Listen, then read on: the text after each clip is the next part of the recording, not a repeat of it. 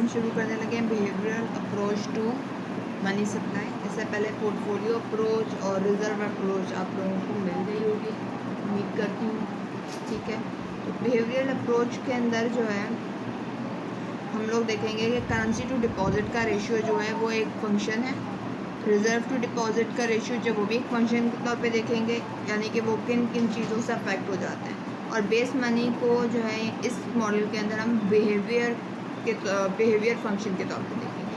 ठीक है, तो हम कौन से मनी फंक्शन की बात कर रहे हैं वो यहाँ पे मैंने लिख दिया। अगर आप लोगों को याद हो, पिछले एक मॉडल के अंदर money supply is equals to ये मनी मल्टीप्लायर ड्राइव किया गया था और ये बेस मनी। ठीक है, तो बेस मनी को यहाँ इस थ्योरी के अंदर हम बिहेवियर फंक्शन देखेंगे, यानी कि ये किस तरीक़े से चेंज होता है और सब कुछ। ठीक है, और ये मनी मल्टीप्लायर है। ठीक है, तो इस मनी मल्टीप्लायर को हम देख के जो है इसके अंदर पुट करेंगे और ये देखेंगे कि ये किन किन चीज़ों से इफेक्ट होता है। तो सबसे पहले हम चलते हैं डिपॉजिट से रेशियोज के, तो ये है cash in hand to deposit का रेशियो। ठीक है, जो कि फंक्शन है YP, यानी कि आउटपुट टू प्राइस का रेशियो। ठीक है, I मार्केट का interest rate, tax to output का रेशियो। ठीक है, payment in cash, payment in cheque का रेशियो।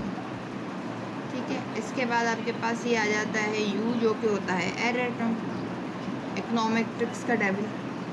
ठीक है, तो आखिर एक cash in hand to deposit का रेशियो इन सबसे किस तरीके से रिलेटेड है, इधर पॉजिटिव और नेगेटिव। तो इसके बारे में हम शुरू करेंगे। थोड़ा सा ऊपर कर दूँ, कोशिश मेरी ये होगी कि पेज मसीद ना बदलना चाहिए। ठीक, तो मेरी बात को सुनने की कोशिश कीजिएगा और कोशिश कीजिएगा कि आप लोगों को समझ में आ जाए। ठीक है, तो Y/P यानी कि आउटपुट टू प्राइस का रेशियो। ठीक है, तो ये जो है ये आप पॉजिटिवली रिलेटेड है आगे, यानी जितना हमारा आउटपुट ज़्यादा होता है, ठीक है, अगर हमारी इनकम बढ़ जाए, इंडिविजुअल की बात करते हैं, अगर हमारी इनकम बढ़ जाएगी तो ज़ाहिर सी बात है हम कंजम्पशन बढ़ा देते हैं। अब कंजम्पशन करने के लिए हम कैश इन हैंड रखेंगे तो ही कंजम्पशन कर सकेंगे ना। तो एज ए आउटपुट के राइज होते ही हम क्या करते हैं, कैश इन हैंड को बढ़ा देते हैं। तो ये डिपॉजिट अपनी जगह जब कांस्टेंट, अगर इनकम तो फिक्स्ड है, ठीक, तो कैश इन हैंड को बढ़ा देंगे, यानी कि डिपॉजिट इनडायरेक्ट में जो है वो कम हो जाएगा, तो पूरा का पूरा रेशियो जो C का है वो बढ़ जाएगा। ठीक है, तो एक आउटपुट का बढ़ना यानी कि ये पूरा का पूरा रेशियो बढ़ जाना। तो इस तरीके से मैं कह सकती हूँ कि ये पॉजिटिवली रिलेटेड है। ठीक है, इंटरेस्ट रेट, मार्केट का इंटरेस्ट रेट, ठीक है, या बैंक में देने वाला इंटरेस्ट रेट, अगर ये इंटरेस्ट रेट बढ़ जाए तो हम आम इंसान क्या करेंगे, ज़ाहिर सी बात है हमने जो डिपॉजिट रखवाए हैं उसके ऊपर इंटरेस्ट रेट बढ़ जाएगा। हम क्या करेंगे, हाथ में पैसे कम रखेंगे, डिपॉजिट ज़्यादा कर देंगे ताकि हमें वो रिटर्न मिल सके। ठीक है, तो कैश इन हैंड जो है वो कम और डिपॉजिट बढ़ गए, तो पूरा का पूरा रेशियो आपको अगेन क्या बता रहा है, cash in hand to deposit का रेशियो जो है वो रिड्यूस हो जाएगा। ठीक है, तो ये यहाँ से नेगेटिव रिलेशनशिप। ठीक है, ये मैं एक एक करके एक्सप्लेन कर रही हूँ, आप लोग अपने ओन वर्डिंग्स में अपने हिसाब से लिख लीजिएगा। टैक्स टू आउटपुट का रेशियो, अगर टैक्स बढ़ जाए तो क्या होगा, ज़ाहिर सी बात है टैक्स बढ़ना, हम अपने जो रेगुलर के अखराजात हैं उनको तो नहीं छोड़ सकते ना। अब हमारे टैक्स बढ़ने का मतलब ये कि हम डिपॉजिट कम करेंगे और कैश हाथ में ज़्यादा रखेंगे, क्योंकि कुछ अमाउंट तो वो चली जाएगी जो टैक्स में जानी है और कुछ का क्या होगा, ज़ाहिर सी बात है हमारे रोज़मर्रा के अखराज हैं। तो टैक्स का बढ़ना यानी कि टैक्स इन आउटपुट रेशियो का पूरे का बढ़ जाना। ठीक, तो इससे क्या होगा कि हम कैश इन हैंड ज़्यादा रखेंगे एज़ कम्पेयर टू डिपॉजिट्स को कम कर देंगे। इससे क्या होगा, आपका पूरा का पूरा cash in hand to deposit का रेशियो जो है वो बढ़ जाएगा, जैसे ही आपका ये बढ़ा। टेक्स्ट टू आउटपुट का रेशियो, तो ये भी पॉजिटिव रिलेशनशिप। अब ये क्या है, P cash divided by P cheque, तो ये बेसिकली कह रहा है कि payment in cash to payment in cheque. अब चेक की पेमेंट कैसे होगी, अगर डिपॉजिट से हो रही है तो, ठीक है। तो अगर पेमेंट इन कैश कैसे बढ़ जाएगा, हमारे हाथ में कैश ज़्यादा होगा तभी हम उसकी पेमेंट कैश में ज़्यादा कर सकेंगे।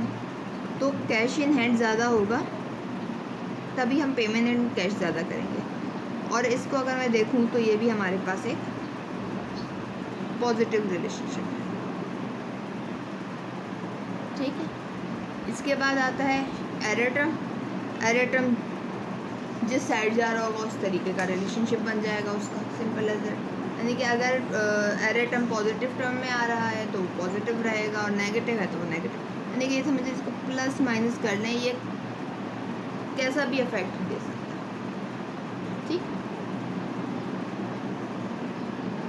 तो ये तो हो गया आपका cash in hand to deposit का रेशियो का फंक्शन पूरा एक्सप्लेन हो गया। और हमें ये भी पता चल गया कौन सा फैक्टर जो है वो पॉजिटिवली अफेक्ट कर रहा है और कौन सा जो है वो नेगेटिवली अफेक्ट कर रहा है। अगर ये सिर्फ cash in hand to deposit का रेशियो, यानी कि reserve in hand to deposit का रेशियो जो है वो डिफरेंट बनता है, उसके फैक्टर्स डिफरेंट होते हैं, ठीक है।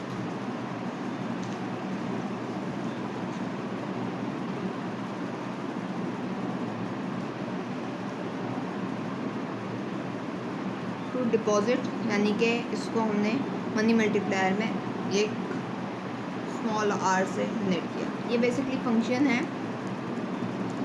आर प्राइम का और आई एल का, ठीक है। तो अब ये दोनों चीज़ें हैं कि इसको देख लेते हैं। तो अब यहाँ पे हम अज्यूम कर रहे हैं कि आर डी यानी कि जो आर है ये रेशियो जो है रिजर्व टू डिपॉजिट का जो ये रेशियो है ये है बूम टाइम पीरियड का रेशियो, यानी कि इकॉनमी जो है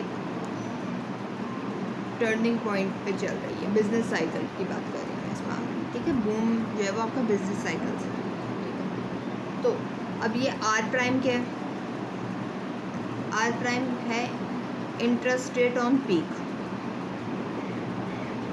मार्केट का इंटरेस्ट रेट जो है वो ऑन पीक है, यानी एक पीक के टाइम पीरियड पे, बूम के अपने पीक पे होने पे जो आपका इंटरेस्ट रेट चल रहा होगा आर प्राइम वो है।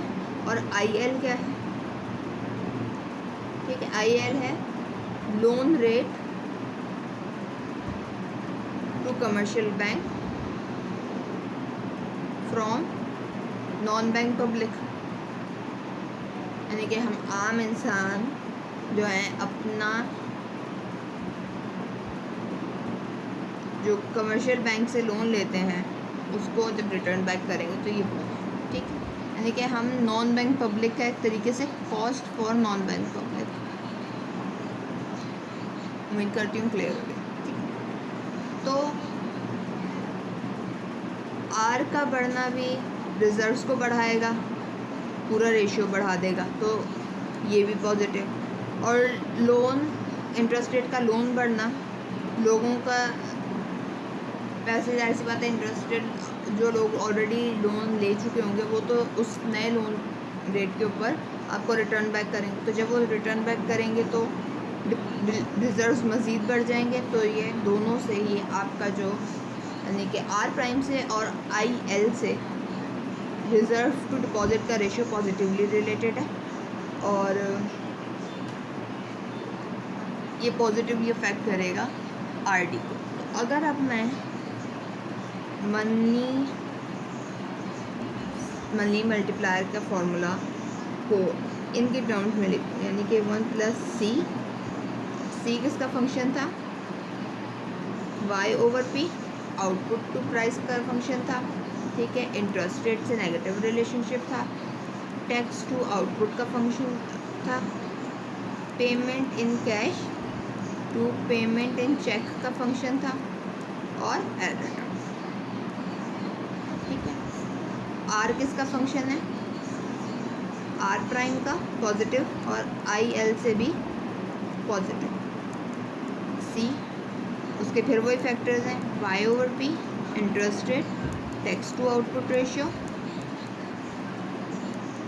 Payment in cash to payment in cheque का रेशियो, और ये एरर। ठीक है, ये तो हो गए जो हमारे 2 अदर फंक्शंस बनने थे उनका काम। अभी बेस मनी को एज अ बिहेवियर पर पढ़ने वाला काम शुरू। ठीक, इस चीज़ पे परेशान नहीं होना है। In real world base money कैसे काम करती है, सब कुछ जो है हम वो देखेंगे। तो सिर्फ दिमाग खुले रख के आपने ये समझ के पढ़िएगा कि आप एक नया टॉपिक पढ़ रहे हैं और जिसको पढ़ने में आपको बहुत मज़ा आएगा। जिस दिन आपने ये चीज़ समझ के पढ़ाई शुरू कर दी, सारे मुश्किल सब्जेक्ट्स आसान हो जाएंगे। ठीक, बड़ी स्पेशल टिप है वैसे मेरी है। ठीक है,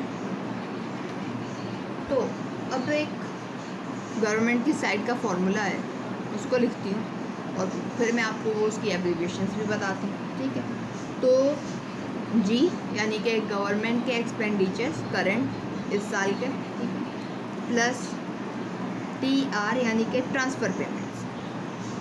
ठीक है, पेंशन जाना या बाकी खराजात या जो बॉन्ड्स गवर्नमेंट ने उधार लिए होते हैं फिर उनकी पेमेंट, वो ट्रांसफ़र पेमेंट्स का हिस्सा। ये तो हो गया गवर्नमेंट के अखराजात का हिस्सा। ठीक है, अब वो इन अखराजात को फाइनेंस कैसे करती है, यानी कि गवर्नमेंट के रेवेन्यूज़। उस टॉप ऑफ द लिस्ट आता है टैक्सेस। ठीक है, अब वही डायरेक्ट एंड इनडायरेक्ट 2 किस्म के होते हैं और पूरी वो कहानी उसकी। ठीक, secondly change in base money, यानी कि नए करेंसीज को इशू करके। फिर तीसरा आता है चेंज इन डेब्ट, यानी कि बॉन्ड फाइनेंसिंग, बॉन्ड्स को इशू करके लोगों से उधार लेके फिर फाइनेंस करते हैं। तो ये तो आपके ठहरे गवर्नमेंट के एक्सपेंडिचर्स और ये ठहरे रेवेन्यूज। ठीक है, मैं यहाँ पे इनको मार्क करके लिख दूँ ताकि आप लोगों को कन्फ्यूजन ना हो। ये जी जो है ये गवर्नमेंट के एक्सपेंडिचर्स हैं, ये टी आर ट्रांसफ़र पेमेंट्स हैं। ओके, सही तरीके से लिख देते हैं, ज़्यादा आसानी रहेगी इसको। ठीक है, ये जो है आप में से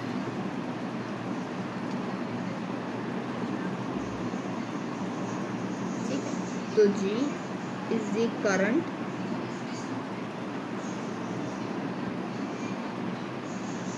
government expenditure T R transfer payments,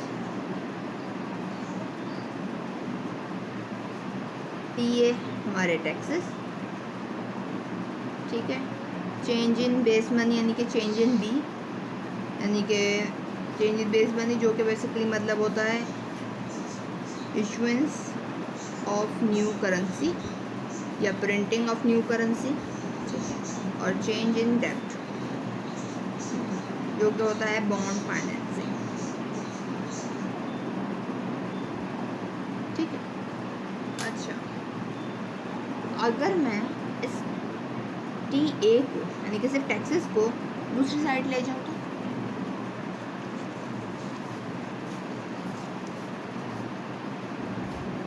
तो ये हो गया आपका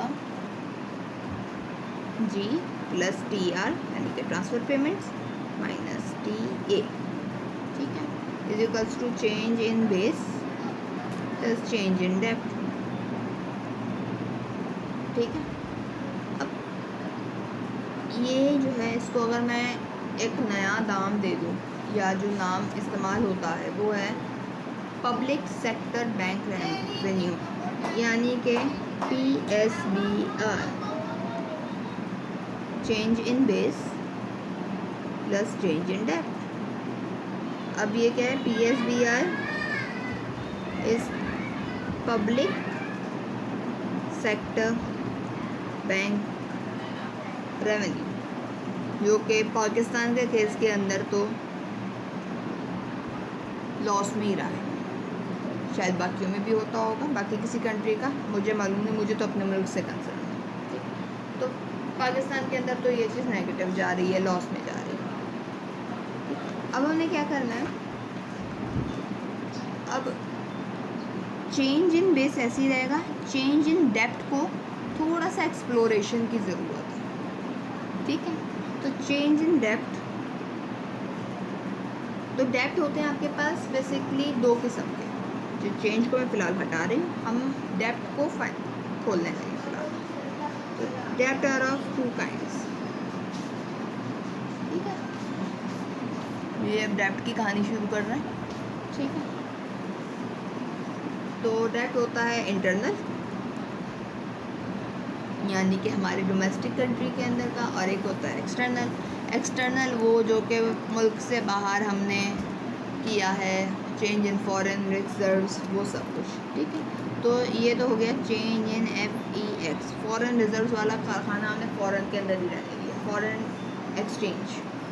ठीक है, तो ये पॉजिटिव भी हो सकता है, ये नेगेटिव भी हो सकता है, ये टोटली आपके एक्सचेंज रेट के ऊपर और आपकी इंटरनेशनल मार्केट के ऊपर डिपेंड कर रहा होता है। ठीक है, ये खाना अलहदा हो गया। अब हम अपने इंटरनल मामलात पे आ जाते हैं, तो ये चीज़ हमारे लिए थोड़ी ज़रूरी है। अब इंटरनल हमने क्या करना है, इंटरनल भी जो है वो दो किस्मों का है। ठीक है, अब अपने डेब्ट को फाइनेंस करने के लिए इंटरनली हम क्या करते हैं, न्यू करेंसी इशू करते हैं। ठीक है, और इसके अलावा हमने क्या करना होता है, रीपेमेंट ऑफ मैच्योर्ड गुड्स या मैच्योर्ड बॉन्ड्स, मॉनेटरी डेब्ट्स। ठीक है, मैच्योर्ड मॉनेटरी डेब्ट्स, जिसको हम लोग MAT से डिनोट करेंगे। ठीक है, अब जो आपका ये इशू ऑफ न्यू करेंसी है, ये भी दो किस्मों की है, funded and non funded.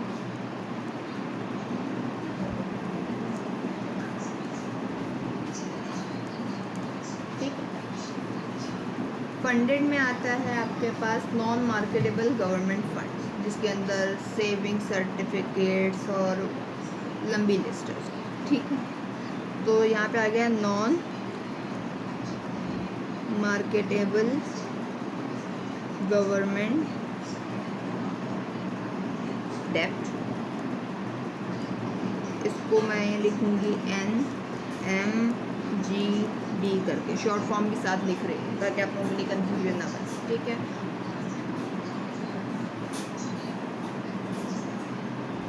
Sorry, ये फंडेड का नहीं, ये अनफंडेड का है या नॉन फंडेड का, फंडेड वाला में आएगा। सो सॉरी, बहुत बड़ा ब्लंडर कर दिया मैंने, गलत हो गया, सो सॉरी कर दिया। ठीक है, तो फंडेड के अंदर आएगा आपके पास मार्केटेबल डेब्ट,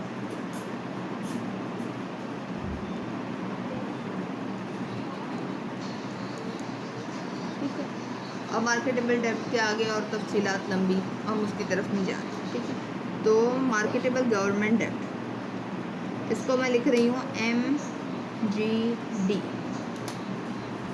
ठीक है, तो अगर अब मैं इस डेब्ट की या चेंज इन डेब्ट की इक्वेशन बनाऊँ तो क्या बनेगी, वो कर लेते हैं। यानी कुछ नहीं करने लगी, कोई तोप मार खाने काम वाला काम नहीं किया, बिल्कुल बेसिक चीज़ थी। चेंज इन डेब्ट इज इक्वल्स टू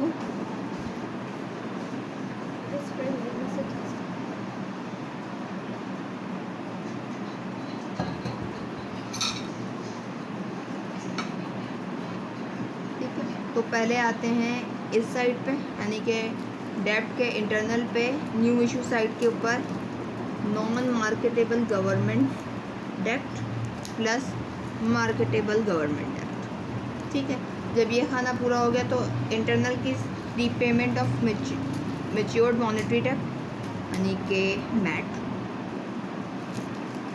ठीक है, माइनस, क्योंकि मेजोरिटी को हमने पे ऑफ कर देना, ये गवर्नमेंट के हाथ में पैसा नहीं रहेगा, वो पेमेंट हो जाएगी। ठीक है, तो माइनस में। ठीक है, उसके बाद फिर अब आखिरी क्या रह गया, फॉरेन रिजर्व। जो कि प्लस भी हो सकता है माइनस भी हो सकता है। मैं आपको पहले बता चुकी हूँ, अगर मैं प्लस का ही साइन लगा रही हूँ यहाँ पे कंफ्यूजन क्रिएट नहीं करूँगी फॉर ठीक है। और अगर मैं इस चेंज इन डेप्थ को PSBR वाली इक्वेशन जो मैंने लिखी थी अभी उसमें रख दूँ, यानी कि इसमें रख दूँ ठीक है, तो वो रख देता है PSBR। चलिए यहाँ लिख देती हूँ, put change in depth equation in PSBR equation ठीक है। सो सॉरी, आज गंदगी बहुत ज़्यादा गंदगी मचा रही हूँ मैं, सो सॉरी फॉर दैट ठीक है। तो चेंज इन बेस तो ठहरा अपनी जगह फिक्स, और ये आ गया पूरा नॉन मार्केटेबल गवर्नमेंट डेप्ट, मार्केटेबल गवर्नमेंट डेप्ट माइनस मेच्योरिटी ठीक है, plus change in foreign exchange. मेरे पास ही लोग नहीं है देख रहे हैं ठीक है। अब मैं क्या करूँगी,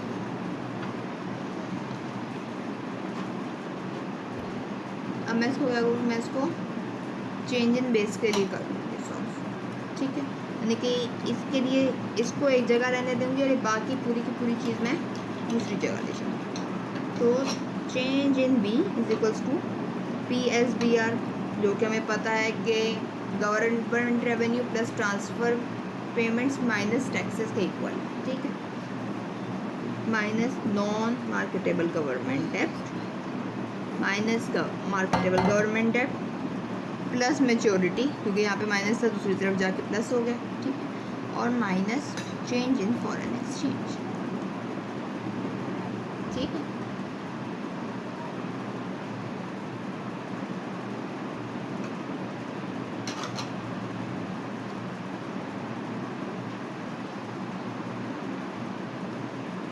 तो अब इनको अगर मैं एक थोड़ी सी ढंग की शक्ल दे दूँ तो PSBR ठीक है, माइनस यहाँ मैंने कॉमन ले लिया नॉन मार्केटेबल गवर्नमेंट फंड डेप्ट प्लस मार्केटेबल गवर्नमेंट डेप्ट ठीक है, यानी ये तो वो हो गया ना जो कि न्यू करेंसी का इशू था ठीक है, plus change in foreign exchange जो कि हो गया एक्सटर्नल की पॉलिसी। अब इसमें से मेच्योरिटी मैंने गायब कर दिया, ये उम्मीद करके कि हमने पेमेंट कर दी ठीक है, मैंने नहीं कर दिया हो जाता है ठीक है, एक्सटर्नल पॉलिसी सही खुला हुआ ही है ठीक है। तो अब हमें मालूम है कि इसके सब कुछ क्या है ठीक है, ये किस तरीके से अफेक्ट होगा सब कुछ। तो चेंज इन बेस PSBR क्या था, फिजिकल पॉलिसी का मिक्स,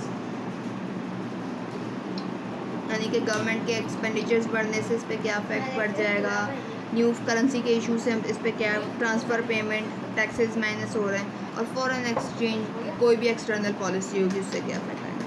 तो मेन इक्वेशन जो हमारे पास थी वो हमने ड्राइव कर ली है, ये change in base money is equals to PSBR, यानी कि करंट गवर्नमेंट के expenditures plus transfer payments minus taxes ठीक है, माइनस नॉन मार्केटेबल गवर्नमेंट डेप्ट प्लस मार्केटेबल गवर्नमेंट डेप्ट, और ये दोनों सब बन के बने थे न्यू इशू करेंसी ठीक है, plus change in foreign exchange rate. अब ये प्लस हो के माइनस हो वो सब कुछ जो है आपका इंटरनेशनल ही है, जो कि हमने यहाँ पे मेंशन तो कर दिया है मगर हम इसको कंसिडर नहीं कर रहे हैं। तो this is the base money as the behaviour function ठीक है। उम्मीद करती हूँ आप लोगों को ये थ्योरी समझ में आ गई होगी, और कोई और सवाल होंगे तो आप ज़रूर पूछेंगे। Thank you so much.